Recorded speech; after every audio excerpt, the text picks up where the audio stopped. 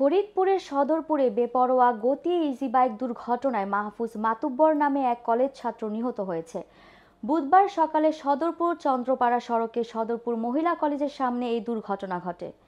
নিহত মাহফুজ ফরিদপুর জেলাধীন ভাঙ্গা উপজেলার কোষাভাঙ্গা গ্রামের ফরহাদ মাতুব্বরের পুত্র এবং সে সদরপুর সরকারি কলেজের এইচএসসি প্রথম বর্ষের শিক্ষার্থী। ইজি বাইকের বাকি 5 জন যাত্রীদের মধ্যে একজন আশঙ্কাজনক অবস্থায় আছে। ইজি বাইকের যাত্রী মারুফ হোসেন জানান, মাহফুজ বাড়ি থেকে সকালে প্রাইভেট পড়ার উদ্দেশ্যে ইজি বাইকে ওঠে। বেপরোয়া এবং দ্রুতগতির ইজি বাইকটি সদরপুর মহিলা কলেজের সামনে এলে সেটি উল্টে পাশের খাদে পড়ে যায়। এ সময় মাহফুজ অটোর নিচে পড়ে গিয়ে গুরুতর আহত হয়।